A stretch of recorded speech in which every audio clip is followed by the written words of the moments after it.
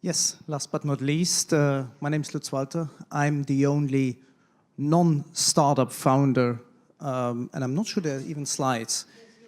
Oh, there's my picture. Okay, well, I hope so. thanks all.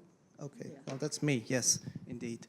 So, yes, so I'm not representing a startup here. That's why I didn't bring any fancy slides.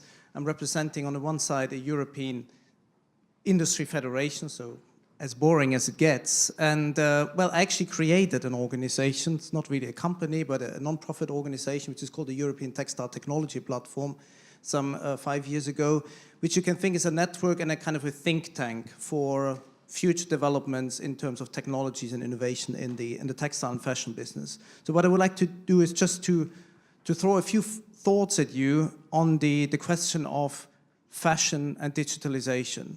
And specifically those questions are, is it happening?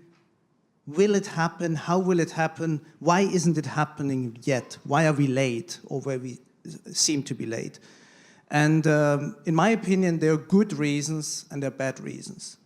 So a very good reason is that textile as a material that fashion is made of is a very non-digital, a very tangible, a very physical material.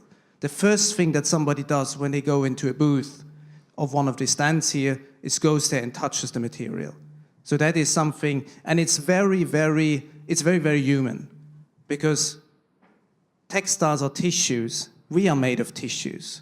So the touch of the human tissue, the skin and the textile, is something very, very archaic in a way, and very, very basic. So, and that's something that, yes, people say it will be the holy grail when people can reproduce textile touch virtually.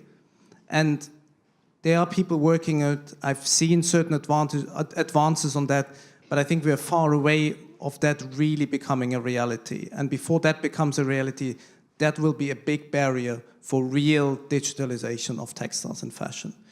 The other reason, and that also leads us to what we heard about the artificial intelligence, is that a lot of what makes fashion turn is not necessarily knowledge. It's not the what. And that's the big difference in artificial intelligence. You can ask an artificial intelligence, a bot, 10,000 what questions in a minute. You will get 10,000 probably correct answers that takes you a month to read or listen to, but they're all correct. Ask the artificial intelligence one why question and you can wait for a month and you would not get a sensible answer. So, and fashion has a lot of these why, culture, identity, things that are not easily reproducible by artificial intelligence. And that's why also we are amazed when we see artificial intelligence playing the most difficult games that we have invented, like chess or Go or whatever. Because we believe that this is something, for us humans, is something very, very difficult to do. And it seems so easy, and it actually is easy for a machine to do that. But then ask a robot to walk through a park or through the woods, which is something very simple for us, because we learned it really, it's in our limbic system. We learned it when we were a year old or 2 years old.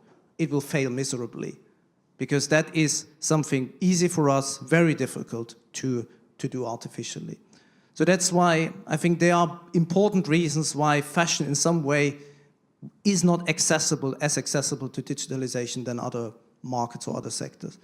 But then I would come also to the bad reasons, where I say there are reasons that shouldn't be there and that we can overcome more easily. And one reason is obviously the traditions in our industries, in our companies. You have nowadays young people that go into these companies every day to work. They live a digital lifestyle, they're digital natives. They come through the factory or the company door and they put the phone away and they are all of a sudden in an analog world where there are legacy machines, legacy systems, communication passes often still by fax, or then the designer calls up the supplier of the fabric and tries to explain him that the red should be louder, and they discuss for half an hour what that means. So this is a traditional world that I think the next generation probably will overcome in some way, but all these legacy systems are all there, and they're not being replaced within a few years. And that's why that's an element that we... But for me, the most important element is, and that's when you compare fashion companies to the digital players, is that basically all the successful digital players are service and are subscription businesses. If you think about it, you have a Google, an Amazon, a Facebook. Even the most iconic product company, Apple, now says, well, actually our business is a service business. Netflix. Whereas then you compare that with fashion business, and it doesn't matter if it's a retail, a fast fashion, it's a luxury, it's a sports company. 99% of the companies in our sectors are product pushers. They think about pushing products. They're not providing services. They're not providing subscriptions to consumers. But that's where the real value is, and there's so much value in there. Because in the end, nobody wants to buy a piece of clothing or piece of fashion. People want to be well-dressed and perfectly and appropriately dressed every day. That's a perfect service. And there are some companies that start to do that successfully at scale. We've seen one example on a slide this morning, which is Stitch Fix in the US. And I think also Rent the Runway in the US is a good example of a company getting there in a certain scale.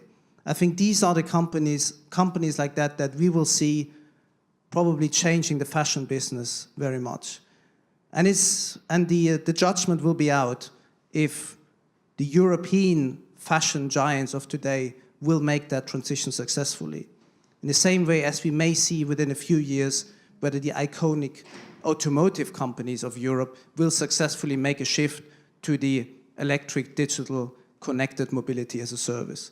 So I think there is this battle that is out there, which I can only hope that from a European point of view, our companies are smarting up and really getting into that idea and going away from pushing products to seeing that as a smart service. And that's where I think the digitalization can really happen. Thank you.